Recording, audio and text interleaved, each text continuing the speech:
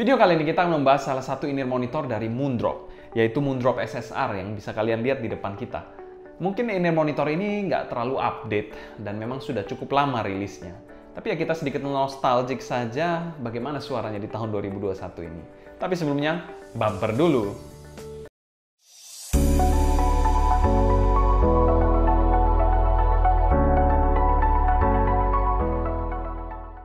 Halo semua, selamat datang di channel Sound Dignity bersama dengan saya Sebastian yang seperti biasa akan sharing info dan racun mengenai dunia personal audio, baik itu audio portable ataupun desktop audio.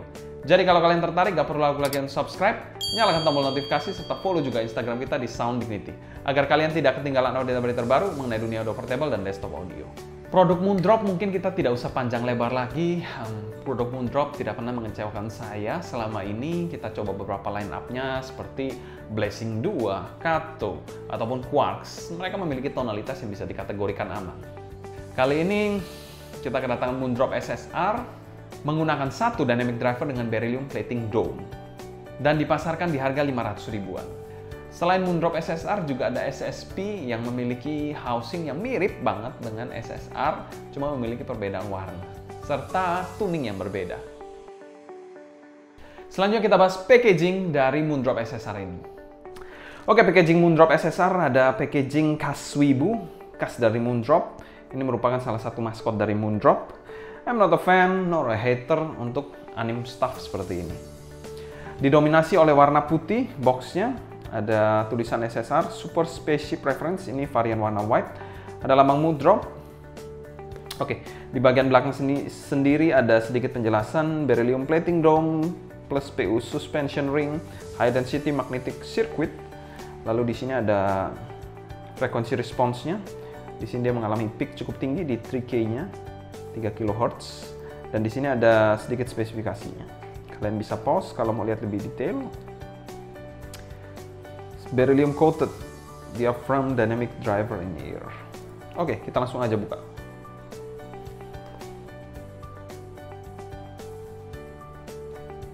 Bam.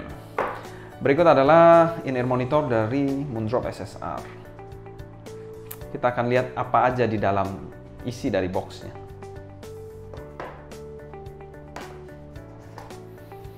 Ini ada kontak kecil.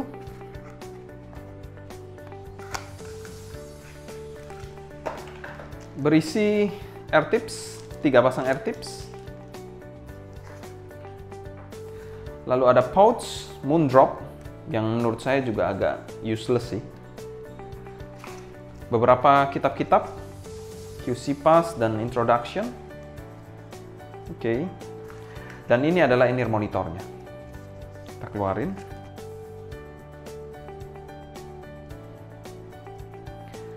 Oke, berikut adalah in-ear monitor dari Moondrop SSR, varian warna putih. Kalian bisa lihat di sini. Oke, cukup keren juga. Dengan desain glossy. Di sini ada marking untuk left dan right-nya, untuk kabelnya. Dual pin 0,78 mm. Oke. Jadi jika direkap packagingnya cuma manual, pouch, air tips, dan juga in-ear monitor serta kabel. Secara packaging dari Moondrop SSR mungkin tidak terlalu wow, menarik banget, enggak. Tapi ya overall oke juga. Tapi kalau saya bilang saya masih prefer packaging dari Tin Hi-Fi T2 Plus. Kabelnya juga lebih wow, in-ear monitornya juga lebih wow bahannya. Sensasi unboxingnya lebih mantap aja. Tapi untuk SSR ini kita berikan skor C+.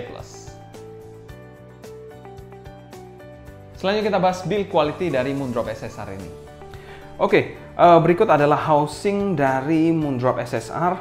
Build quality housingnya sendiri berbahan metal. Kalau kita lihat di sini berbahan metal. Ada semacam gold ring kecil gitu di bagian faceplate-nya. Saya kurang tahu gunanya untuk apa, mungkin fan hole. Lalu ada satu fan hole di dalam housingnya sini. Jadi di dalam bagian dalam housingnya ada satu fan hole. Kita lihat lagi. Untuk bagian nozzle-nya pun berbahan sama seperti bagian housingnya, dan di sini sudah ada mesh untuk melindungi dari kotoran yang masuk. Konektornya sendiri sudah dual pin 0,78 mm, menggunakan single line seperti ini. Jadi, oh iya, air hook-nya sudah preform juga. Jadi kalau kalian lihat seperti ini ada marking right dan juga ada marking left dengan kesan sedikit industrial. Oke, kita lanjut ke bagian kabelnya ini. Oh ya, konektornya ini sudah 0,78 mm, dual pin. Untuk kabelnya sendiri single line seperti ini, dan di bagian splitter Oreo Cast Moondrop yang menurut saya agak annoying, tapi masih dipertahankan aja sampai di quarks. Kenapa tidak ganti yang lain ya? Oke, ini untuk kabelnya. Di bagian ujung kabel, jack 3,5 mm L-shape gold plated. Secara build quality dari Moondrop SSR ini kami berikan skor B+. Build quality dari Moondrop SSR ini tidak jelek untungnya. Dia memiliki housing berbahan metal dan memiliki eksekusi atau finishing yang bisa dikategorikan cukup oke. Kabelnya pun berbahan ya bisa dikategorikan kurang eye-catching, tapi ya berasa cukup durable. Selanjutnya kita bahas fitting dari Moondrop SSR ini. Fitting dari Moondrop SSR ini tentu sangat dipengaruhi oleh housingnya yang bisa dikategorikan sangat kecil. Pemakaiannya pun seperti ini, kecil banget, nggak super snug ya, jadi nggak menekan liang telinga kalian dan tidak terasa panas. Ini fittingnya bisa dikategorikan enak sih kalau saya bilang. Pemakaiannya sendiri adalah regular fit, dengan housing yang kecil ini memberikan kelebihan kepada Moondrop ini, walaupun menggunakan housing metal tapi tidak terasa berat sama sekali. Kekedapannya pun bisa dikategorikan average, jadi bukan yang sangat kedap banget, tidak. Mungkin kalau kita bilang custom inner monitor ataupun deep fit itu akan lebih kedap dibandingkan Moondrop SSR ini. Memang bukan yang terbaik kekedapannya, tapi jujur saya pribadi saya suka sih fitting in-ear monitor seperti Moondrop SSR ini. Fittingnya sangat oke. Secara fitting kami berikan skor A+ untuk fitting dari Moondrop SSR ini. This is good fitting, I like this one. Nah, ini yang paling penting, kita akan berbicara soal sound quality. Bagaimana sound quality dari Moondrop SSR ini? Secara umum, Moondrop SSR ini menargetkan suara yang bisa dikategorikan VDSV atau Virtual Diffuse Sound Field atau reference dari Moondrop. Tapi pada hasilnya dia memang bisa dikategorikan agak sedikit bright, mengarah ke bright dengan bass yang bisa dikategorikan agak lemah. Selain bassnya lemah, ini bassnya juga terkesan sedikit tipis. Impact dan punch-nya ini kurang nampol. Di sisi lain, bassnya ini bisa dikategorikan cukup clean dan tidak bleed sampai ke bagian mid-nya. Di satu titik, tapi memang kalau kalian bass head, ada baiknya kalian coba SSP atau mungkin in-ear monitor lain, banyak pilihan lain selain SSR ini di harga 500 ribuan. Karena ini kalau kalian bass head, mungkin cari in-ear monitor yang warm atau V-shape sekalian, jangan cari SSR ini karena pasti nggak akan memuaskan kalian sebagai pencinta bass. Jadi bassnya ini not that good, not really good lah. Untuk bagian mid dari Moondrop SSR ini agak sedikit mixed feeling juga. Di satu titik dia memiliki mid yang agak tipis, fokusnya cukup baik, tapi kalau kita bilang vokal cowok, dia kurang terasa, bodinya ini kurang pas, lalu energinya kurang tersampaikan dengan baik. Jadi kalau kita dengarkan lagu-lagu vokal cowok seperti Michael Bolton, Michael Bublé, dan lain-lain, ini terasa kurang gigit, kurang tebel juga untuk suara-suara cowok. Untuk vokal ceweknya ini terkesan cukup lepas, tapi di sisi lain dia memiliki tanda-tanda shouty, bukan tanda-tanda lagi sih, shouty-nya kerasa sekali di bagian vokal cewek. Apalagi kalau kalian membesarkan volumenya sampai pada titik tertentu, itu akan sangat-sangat mengganggu. Jadi perlu sangat diperhatikan hal itu. Tapi kalau kalian mendengarkan dengan volume kecil, kok suaranya agak muffled, agak muted gitu, kurang terasa lepasnya. Tapi kalau dibesarin, terlalu lepas, bahkan shouty. Itu masalah yang cukup krusial di Moondrop SSR ini. Jadi itu perlu diperhatikan. Untuk bagian instrumennya sendiri, bagian mid-nya ini agak sedikit tipis juga dan kurang proporsional kalau menurut saya.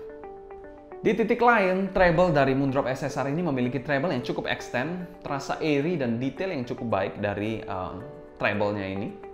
Stringnya pun bisa dikategorikan sangat dapet banget di bagian treble-nya. Tapi sangat disayangkan ada boosting di 3 kHz-nya yang menyebabkan kekacauan di beberapa instrumen dan juga shoutiness di bagian mid-nya. Secara keseluruhan tonalitas dari Moondrop SSR ini kami berikan skor C-. Selanjutnya kita bahas teknikalitas dari Moondrop SSR ini. Secara presentasi dia memiliki presentasi yang agak sedikit tipis dengan mengarah ke bright side. Jadi kalau kalian pencinta in-ear monitor warm, pastinya lupakan Moondrop SSR ini. Atau kalian sensitif terhadap shouty, udah lupakan juga Moondrop SSR ini.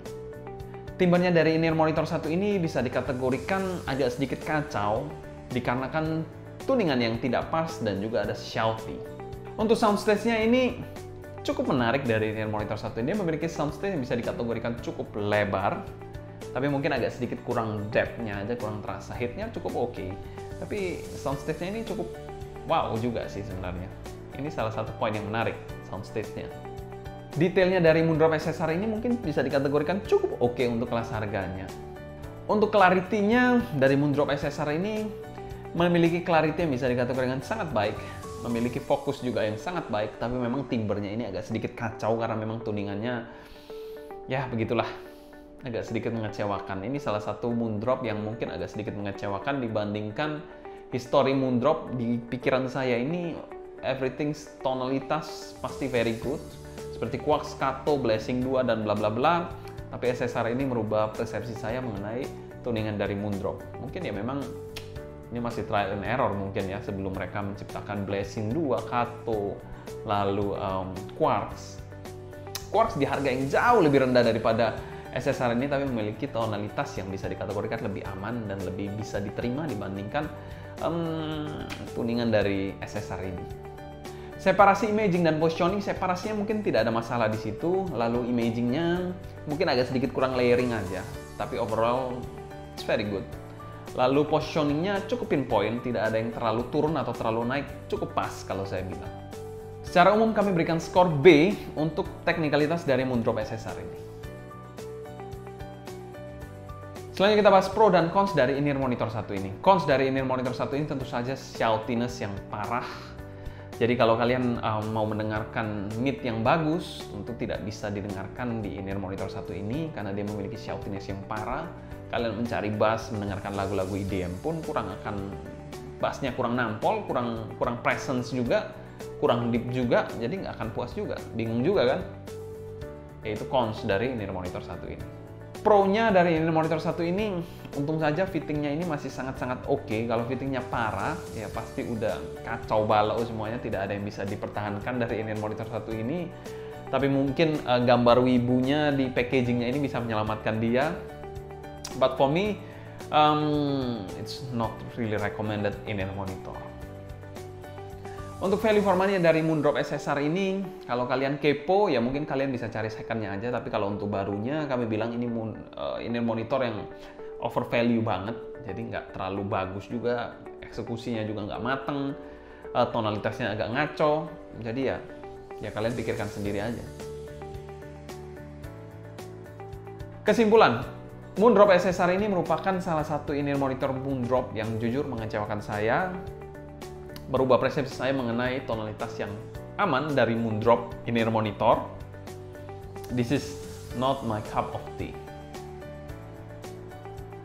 Nah, kalau kalian ada budget 500.000, 600.000-an, mending beli Tinte 2 Plus. Ini overall a little bit fish shape, tapi teknikalitas, tonalitasnya jauh better dibandingkan Moondrop SSR ini. Tinte 2 Plus, my recommendation. Kalau kalian ada pertanyaan mengenai Moondrop SSR, Tinte 2 Plus, ataupun pertanyaan seputar dunia personal audio, kalian bisa tulis pertanyaan kalian di kolom komentar di bawah. Mungkin sekian dulu untuk video kali ini. Saya Sebastian dari Sound Dignity pamit undur diri. Sampai jumpa di video berikutnya. Happy listening, stay healthy, and ciao!